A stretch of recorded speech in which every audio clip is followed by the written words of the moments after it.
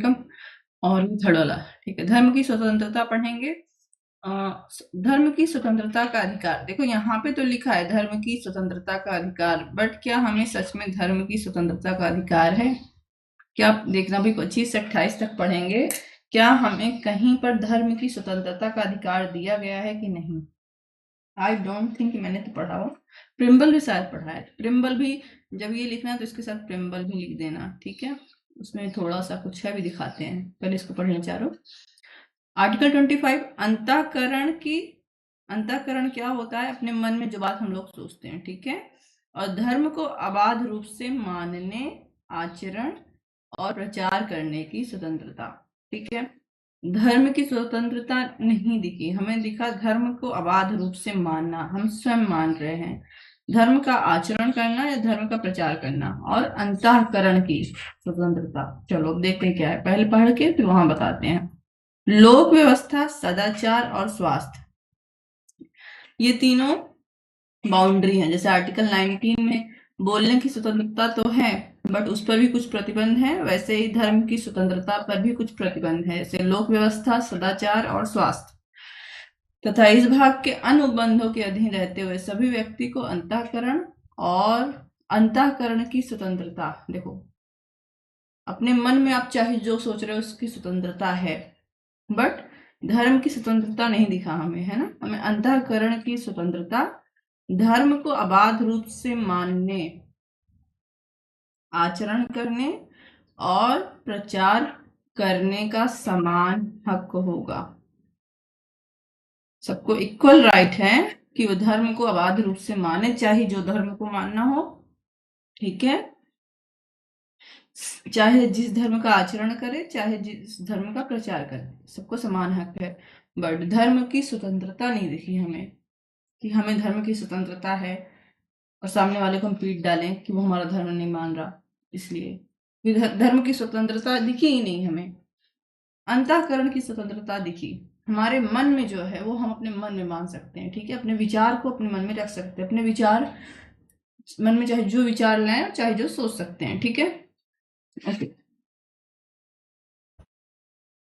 इस अनुच्छेद की कोई बात किसी ऐसे विद्यमान विधि के प्रवर्तन पर प्रभाव नहीं डालेगी जो राज्य को ऐसी विधि बनाने से निवारित नहीं करेगी जो धार्मिक आचरण से संबंध किसी आर्थिक, वित्तीय, राजनैतिक या अन्य लौकिक क्रियाकलाप का विनियमन या निर्बंधन करती है, ठीक है।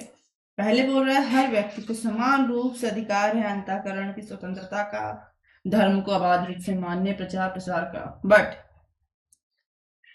बट राज्य को भी कुछ अधिकार है। राज्य ऐसे धार्मिक आचरण के संबंध में किसी आर्थिक, वित्तीय, राजनैतिक या अन्य लौकिक मतलब इसी धरती पर रह के, ठीक है, क्रियाकलाप का विनियमन या निर्बंधन करती है। क्या मतलब हुआ इसका? विनियमन मतलब नियम बना सकती है। फॉर एग्जाम्पल, धार्मिक आचरण करने के लिए हम दुर्गा पूजा लग रहा है ना। अब दुर्गा पूजा में कहाँ पंडाल लगेगा,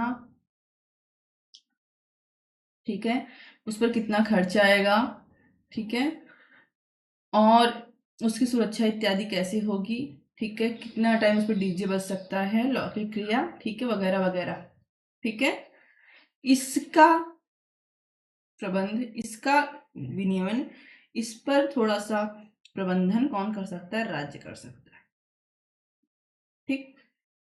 सामाजिक कल्याण और सुधार के लिए सार्वजनिक प्रकार की हिंदुओं की धार्मिक संस्थाओं को हिंदुओं के सभी वर्गों और अनुभागों के लिए खोलने का उपबंध करती है। आर्टिकल 25(2) का भी कह रहा है कि जितने भी हिंदू धार्मिक संस्थाएं हैं, चाहे हिंदू मंदिर वगैरह, हिंदुओं के सभी वर्गों और अनुभागों के लिए खोला जाता है, इसलिए ताकि जात पात भेदभाव इत्यादि ना हो, ठीक। अब देखो, ये वाला याद रखना, 25 एक्सप्लेनेशन 1, हर इंसान का धर्म को अपने हिसाब से आचरण मानने का, एक आचरण करने का अधिकार है। तो जो सिख अपना वो रखते हैं, कृपाण, छोटी सी चाकू रखते हैं ना, कृपाण धारण करना और लेकर चलना सिख धर्म का मानने का अंग समझा जाएगा। इसीलिए कभी कभी अगर वो फ्लाइट वगैरह में भी जा रहे हैं तो अपना कृपाण लेकर जा सकते हैं, ठीक। स्पष्टीकरण 2, खंड 2 के उपबंध बी में हिंदुओं के प्रति निर्देश का यह अर्थ लगाया जाएगा कि इसके अंतर्गत सिख, जैन, बौद्ध धर्म को मानने वाले व्यक्तियों के प्रति निर्देश है और हिंदुओं की धार्मिक संस्थाओं के प्रति निर्देश का अर्थ तदनुसार लगाया जाएगा। तो इस हिंदू में सिख, जैन, बौद्ध ये भी शामिल होंगे। अब अगर सिख का मंदिर है तो सभी सिखों के लिए खुला होगा, जैन का मंदिर है तो सभी जैन, बुद्ध का मंदिर है तो सभी बुद्धों के लिए, हिंदू का मंदिर है तो सभी हिंदुओं के लिए। इसका मतलब ये नहीं कि हिंदू का मंदिर सभी जैनों के लिए भी खुल जाए। हाँ, मना नहीं हो रही, बात अलग है। ठीक है, ओके।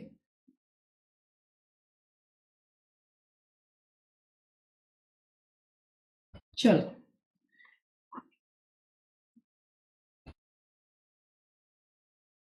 चलो।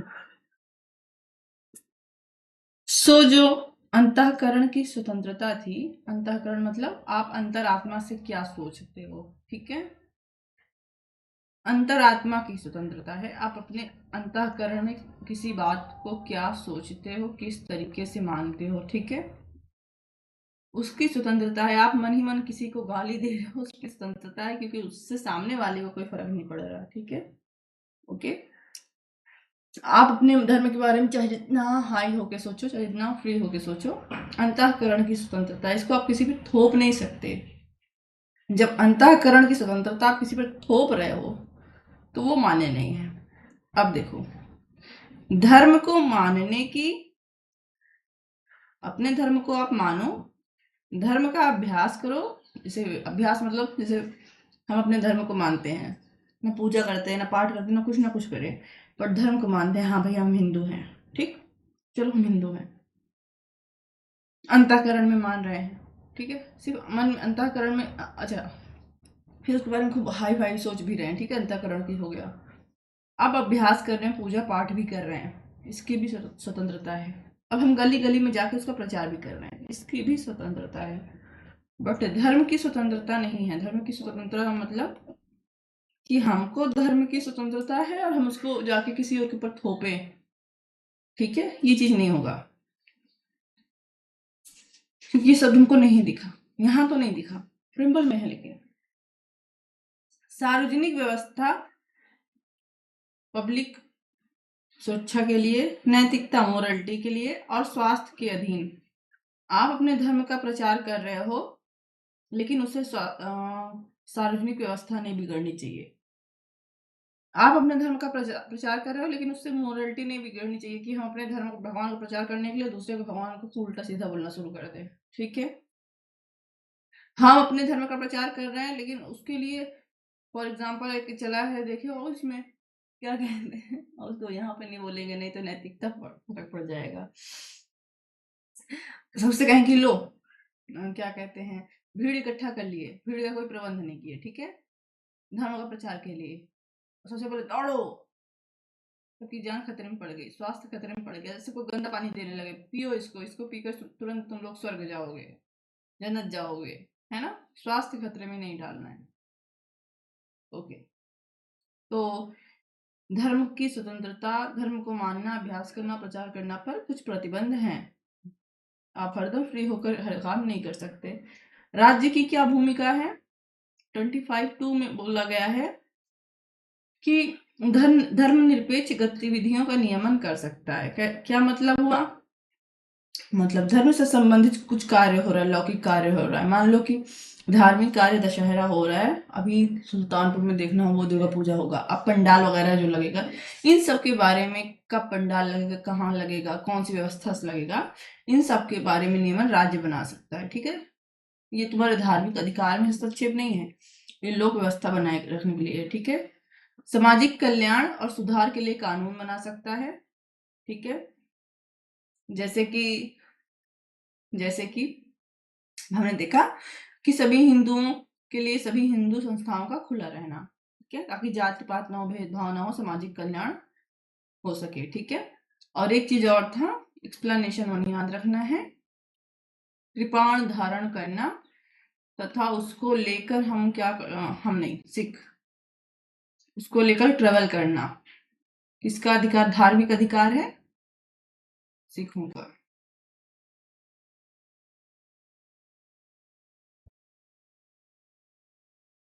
Here it is. Okay, here it is.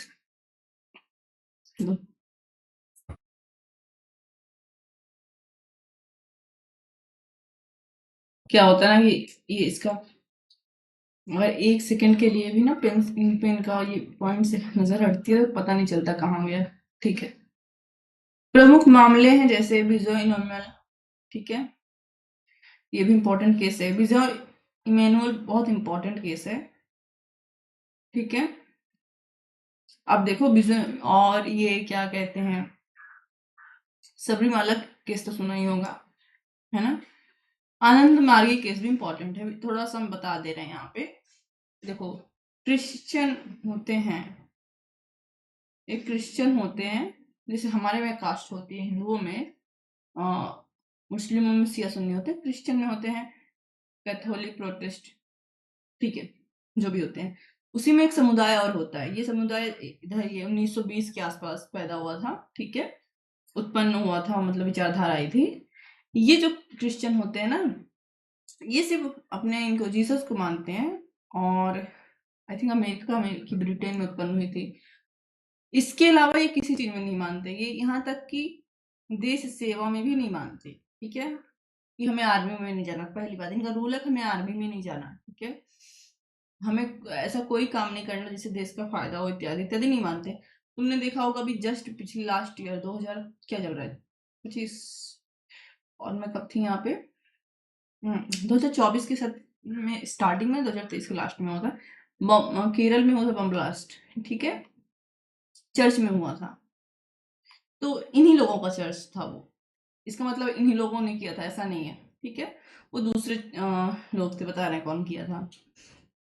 और इसका मतलब ये नहीं कि देश के लिए खतरा है, ये लोग बस जो है नहीं जाएंगे, ऐसे इनकी विचारधारा है कि हमें ना राष्ट्रगान करना है, ना हमें राष्ट्र की सेवा करनी है, हमें कुछ नहीं करना है, ठीक है। तो इसी के समुदाय के 3 बच्चे थे, और स्कूल में जब प्रार्थना होने लगी तो ये उठ के खड़े हो गए, ठीक है, खड़े हो गए, बट गाना नहीं गाया क्योंकि मना है। तो स्कूल से सस्पेंड हो गए, बात पहुंची सुप्रीम कोर्ट, सुप्रीम कोर्ट ने कहा अगर धार्मिक रूप से मना है तो नहीं गाएंगे, सीधी सी बात है। हाँ, अगर इज्जत दे रहे हैं खड़े होकर तो उतना मान्य होगा, ठीक है, ओके। और जो ये बम ब्लास्ट वाला था, तो ये भी मतलब दूसरे क्रिश्चियन ने किया था, दूसरे क्रिश्चियन ने, उसको लगता था कि ये लोग देश के विरुद्ध है, इसलिए किया था, ऐसा नहीं करना चाहिए। क्योंकि जिस जहाँ पे बम ब्लास्ट हुआ था मैं तो वहीं थी, नहीं थी, अभी केरल में ही हूँ, उस समय भी थी, उस समय भी थी, और शायद एक बच्ची की मृत्यु हो गई थी।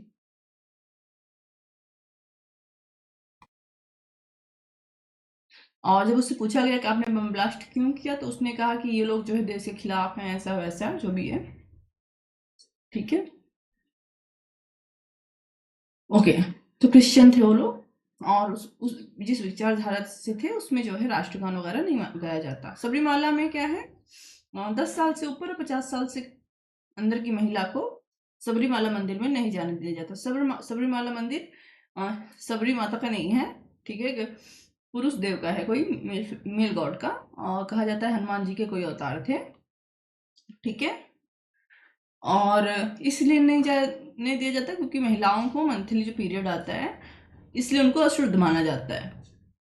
हो सकता है कि क्या कहते हैं नाता हो वगैरह वगैरह, बट सामान्यतः इस मंदिर में यह था कि उन्हें परमानेंट अशुद्ध माना जाता था जब तक वो उस क्रम में रहती थी। सामान्य मंदिर में क्या होता है कि उस टाइम उस 6 दिन 7 दिन अशुद्ध होती है, उसके बाद तो अपना नहा कर शुद्ध हो जाती है, फिर बाकी पूजा पाठ तो चलता रहता है, ठीक है। फिर इसी पर केस गया था, कोर्ट ने कहा ये भेदभावपूर्ण है और लोगों को जाने देना चाहिए, बट नहीं जाने देते अभी, कुछ कुछ लोग रोकते हैं, कुछ कुछ लोग नहीं रोकते, ठीक है। आनंदी मार्गी क्या था, आनंदी मार्गी में ये लोग थोड़ा सा रास्ते में पूजा पाठ करते चलते हैं, थोड़ी सी उसमें मतलब जैसे देखा है कौन सा सिया में शायद है, कौन सा त्योहार आता है जब खुद को बेल्ट से पीटते हुए सड़क पे चलते हैं, ऐसा ही कुछ इन लोगों में था, ठीक है, शरीर को ही चोट पहुंचा रहे थे अपने। कोर्ट ने कहा आप ऐसा नहीं करेंगे, इससे लोक स्वास्थ्य और सुरक्षा को खतरा हो सकता है, कुछ एक्स्ट्रा रहा होगा भाई, ठीक है। ये था आर्टिकल 25। एंड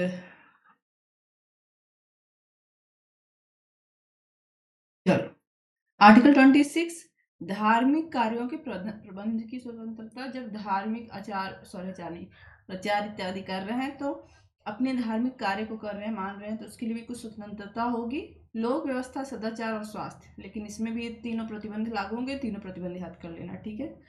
अधीन रहते हुए प्रत्येक धार्मिक संप्रदाय या उसे किसी अन्य भाग को धार्मिक और पूर्त प्रयोजनों के लिए संस्थाओं की स्थापना और पोषण का। प्रत्येक धार्मिक संप्रदाय, यहाँ पर माइनर मेजर की बात नहीं हो रही है, हर धर्म के लोगों को, ठीक है, अपने धार्मिक कार्यों को करने के लिए धार्मिक संस्था की स्थापना करना और उसका पोषण करना। और पोषण करना मतलब रख रखाव करना, ठीक है। उसके साथ उसके कार्यों का प्रबंध करना, ठीक है। अब धार्मिक संस्था चला रहे हैं तो उसके लिए संपत्ति भी खरीद सकते हैं, चाहे चल हो चाहे अचल हो, ठीक है। और ऐसी संपत्ति का विधि के अनुसार प्रशासन करना आता है। चलो, जाहिर सी बात है। ओके, ठीक है। धार्मिक प्रचार कर रहे हैं, कोई भी धर्म के लोग हैं, कई किसी भी धर्म के लोग हैं, उनका अपना क्या है, एक धार्मिक मंदिर होगा, धार्मिक संस्था होगी, तो वो संस्था की स्थापना करने का उनके पास अधिकार होना चाहिए। इसलिए ऐसी एक आर्टिकल दे दिया गया है कि हाँ भाई, हम आपको अधिकार ही दे दे रहे हैं कि आप इसकी स्थापना करो, ठीक है। आप अपने धार्मिक संस्थाओं की स्थापना करो, हर वर्ग के, हर धर्म का व्यक्ति कर सकता है, ठीक है। अब धार्मिक कार्यों के लिए आप किसी संस्था की स्थापना कर रहे हो तो उसका प्रबंधन भी करोगे, स्कूल खोल लोगे तो स्कूल का प्रबंधन भी करोगे ना, रख रखाव इत्यादि। अब स्कूल खोल लोगे तो उसके लिए संपत्ति भी तो खरीदोगे, चल संपत्ति हो गई, मेज इत्यादि, अचल संपत्ति हो गया, बिल्डिंग बनाना इत्यादि, जमीन खरीदना, है ना। तो धार्मिक संस्था भी वैसे ले लो।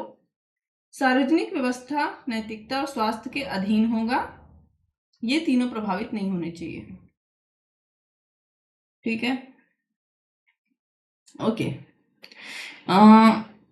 केस है, ठीक है। इस केस में, ये जो केस है रामकृष्ण मिशन, इसमें धार्मिक संप्रदाय की परिभाषा दी गई थी। ओके, बहुत इंपॉर्टेंट केस नहीं था इसलिए नहीं पढ़े। धार्मिक कर से मुक्ति, जजिया सुना है, जजिया, चलो अभी बता रहे हैं। किसी विशिष्ट धर्म की अभिवृद्धि के लिए करों के संदाय के बारे में स्वतंत्रता। किसी भी व्यक्ति को, यहाँ धर्म को नहीं, किसी भी व्यक्ति की बात हो रही है, ऐसे करों का संदाय करने के लिए बाध्य नहीं किया जाएगा जिनके आगम किसी विशिष्ट धर्म या धार्मिक संप्रदाय की अभिवृद्धि या पोषण में व्यय करने के लिए विनिर्दिष्ट रूप से विनियोजित किए जाते हैं। ओके, अब धर्म के लिए कर से मुक्ति। जजिया का नाम सुना है, जजिया कर। जजिया कर क्या होता था, गैर मुस्लिमों से लिया जाता था, हिंदू, सिख, जैन, बुद्ध, पारसी, यहूदी, सभी से, ठीक है। अगर नहीं दोगे जजिया कर, या तो तुम इस्लाम स्वीकार कर लो या तो जजिया दो, ठीक है। अगर जजिया नहीं दोगे तो हो सकता है हमला हो जाए, हत्या हो जाए इत्यादि। तो जो लोग इस्लाम नहीं स्वीकार करना चाहते थे और थोड़ा सा टैक्स देने के लायक थे, वो अपना टैक्स देकर अपना धर्म, जान, इज्जत सब बचा के रखने की कोशिश करते थे, ठीक है। ओके, भारत संविधान ऐसे किसी भी चीज को प्रतिबंधित करता है। तो क्या हो रहा है, कोई भी व्यक्ति है, लिखा है कोई भी व्यक्ति है, कोई भी व्यक्ति है, ठीक है, उससे कोई ऐसा टैक्स नहीं लिया जाएगा, ऐसा टैक्स नहीं लिया जाएगा जिसका यूज किसी धर्म के लिए हो, किसी धार्मिक धर्म के प्रचार, किसी धर्म के प्रसार या किसी धर्म की वृद्धि इत्यादि के लिए हो, ठीक है। अब देखो, मान लो एक्स हिंदू है, उससे टैक्स ले रही है सरकार, तुम हिंदू हो, तुम टैक्स दो, ये टैक्स हिंदुओं की भलाई के लिए ही यूज होगा, नहीं ले सकती किसी अन्य धर्म के लिए या उसके स्वयं के धर्म के लिए भी नहीं, धार्मिक कर लेना ही नहीं है, ठीक है, ताकि धर्म निरपेक्षता बनी रहे। थोड़ा सा इसमें है कि कर और शुल्क में अंतर है। अगर कोई धार्मिक शुल्क है, फीस है, वो लिया जा सकता है, कहीं कहीं धार्मिक शुल्क लगाया जाता है, ठीक है, किसी मंदिर वगैरह में सरकार लगाती है 50 रुपए दो, कोई एंशियंट, मान लो कि कोई एंशियंट टेम्पल है, उसमें अंदर प्रवेश आने जाने का वो कर नहीं होता है, वहां पर सब लोग घूमने आ रहे हैं, किसी भी धर्म के लोग हैं, ठीक है। शुल्क में अंतर होता है, टैक्स नहीं लेगी सरकार, ठीक है। तो शुल्क के लिए केस आप देख सकते हो जगन्नाथ मंदिर 1997 का, ठीक है। और ये जो जैसे टेम्पल वगैरह हैं, इनको सुरक्षा देने के लिए, मान लो श्री राम मंदिर टेम्पल बना है, ठीक है, इसको सुरक्षा देने के लिए सरकार खर्चा कर रही है, तो सरकार फ्री में तो करेगी नहीं, एक्स्ट्रा पुलिस फोर्स दे रही है। एक्स्ट्रा पुलिस फोर्स दे रही है तो मंदिर से थोड़ा सा क्या करेगी, पैसा लेगी। वैसे भी सारा पैसा टेम्पल क्या कहते, पैसा देती है, टेम्पल टैक्स देता है, टेम्पल खर्चा देता है, सब देता है। तो टेम्पल जो टैक्स और खर्चा देता है वो धार्मिक कर नहीं होता है, ठीक है। जो सुरक्षा सरकार वगैरह प्रशासन देख रही है उसके बदले में शुल्क होता है, फीस होती है, ठीक है। और फीस जो है मान्य है। चलो, आर्टिकल 28।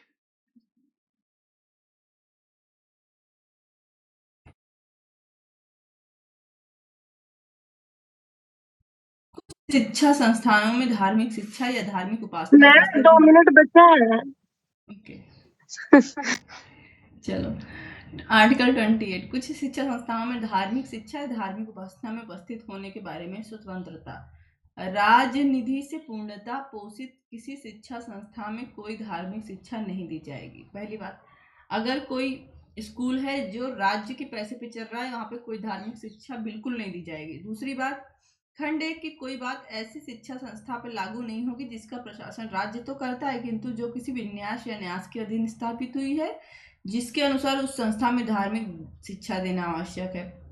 फिर सब आर्टिकल 2 बोल रहा है, खंड 2 बोल रहा है कि ठीक है, आर्टिकल 1 के अनुसार ऐसी शिक्षा नहीं दी जाएगी, लेकिन अगर उसकी स्थापना ही धार्मिक शिक्षा के लिए की गई थी तब ऐसी शिक्षा दी जा सकती है, भले राज्य के अंतर्गत है। तीसरा बोल रहा है, राज्य से मान्यता प्राप्त या राजनीति से सहायता प्राप्त पाने वाली शिक्षा संस्था में उपस्थित होने वाले किसी ऐसे व्यक्ति को ऐसी संस्था में दी जाने वाली धार्मिक शिक्षा में भाग लेने के लिए या ऐसी संस्था में या उससे संलग्न स्थान में की जाने वाली धार्मिक उपासना में उपस्थित होने के लिए तब तक बाध्य नहीं किया जाएगा जब तक कि उस व्यक्ति ने या यदि वह आवश्यक है तो उसके संरक्षक ने अपनी सहमति न दे दी हो। मान लो कि फिर भी राज्य द्वारा कोई स्कूल चल रहा है, मान लो सरकारी स्कूल है और वो धार्मिक शिक्षा के लिए नहीं स्थापित है, बट वहां पे कोई धार्मिक कार्य हो रहा है, मान लो कि जन्माष्टमी आ गई, जन्माष्टमी का प्रोग्राम चल रहा है। अब वो बच्चा तभी भाग लेगा जब वो बच्चा स्वयं भाग लेना चाहता है, ठीक है। अगर वो बच्चा माइनर है, 18 से कम है, तो उसके पेरेंट्स ने सहमति दी, ठीक। तो सबसे पहला नियम है कि हम अपना पिन टाइप का पिन ढूंढे। ये मिल गया। धार्मिक शिक्षा से मुक्ति, इसका मतलब ये नहीं किसी को धार्मिक शिक्षा नहीं दी जाएगी। अगर राज्य द्वारा वित्त पोषित कोई संस्थान स्कूल है उसमें धार्मिक शिक्षा बिल्कुल नहीं दी जाएगी, कतई नहीं दी जाएगी। लेकिन अगर वो राज्य द्वारा सहायता प्राप्त या मान्यता प्राप्त स्कूल है, ठीक है, और उसकी स्थापना ही इस उद्देश्य से की गई थी कि वो धार्मिक शिक्षा वहां दी जाए, ठीक है, तब ये अपवाद में आ जाएगा, तब दी जा सकती है अगर उसका उद्देश्य ही यही था, ठीक है। ओके, जैसे बीएचयू में मान लो अभी कोई संस्कृत विभाग या धार्मिक विभाग चल रहा है, ठीक है, जिसका उद्देश्य ही वेदों की शिक्षा देना है, ठीक है, तो वहां दिया जा सकता है। तीसरी बात क्या है, तीसरी बात है कि अगर मान लो ये वाला पहले वाला है जहां पर राज्य पोषित है और धार्मिक शिक्षा देना मना है, ठीक है, कोई धार्मिक कार्य हो रहा है, मान लो जन्माष्टमी आ गई, स्कूल में प्रोग्राम हो रहा है, ठीक है, तब उस बालक की सहमति आवश्यक है। अगर वो भाग लेना चाहता है, जबरदस्ती आप उसको भगवान कृष्ण नहीं बना दोगे, ठीक है। लेकिन मान लो बालक 18 साल से कम का है, मान लो कि स्कूल है, डिग्री कॉलेज में ऑफिस स्कूल है, ठीक है, तब उसके पेरेंट्स की सहमति आवश्यक होगी, ठीक है। प्रमुख अवधारणा क्या है, धर्मनिरपेक्ष शिक्षा और धार्मिक गतिविधियों के लिए सहमत होना। ओके, सो हो गया, एक बार रिवीजन कर लेते हैं फटाफट, है ना। जी मैम।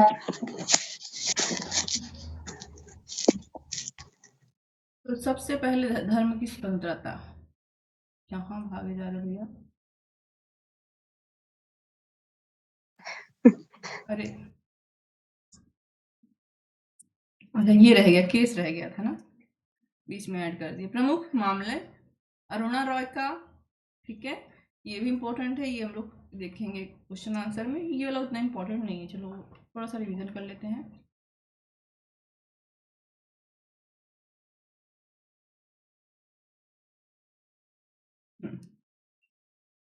So 25 to 28। सबसे पहले सबको धर्म को मानने, प्रचार प्रसार की स्वतंत्रता है और अंतःकरण की स्वतंत्रता है ना, ठीक है। आर्टिकल 24, बट इस पर लोक व्यवस्था, मोरालिटी नैतिकता और स्वास्थ्य के आधार पर प्रतिबंध लगाया जा सकता है। और फिर इसमें था कि इसमें हिंदुओं के सारे संस्थान सबके लिए खोल दिए जाएंगे और सिखों का क्या कहते हैं, कृपाण धारण करना, अभी तक कुछ और बोल रहे थे क्या, ऐसे हमको लगा, उनका धार्मिक में माना जाएगा। फिर आया आर्टिकल 26। ना आर्टिकल 26 क्या बोल रहा था, एक बार देखने दो हमको, नहीं तो हम खुद इधर कर दें, ठीक है, ठीक है। धार्मिक मामलों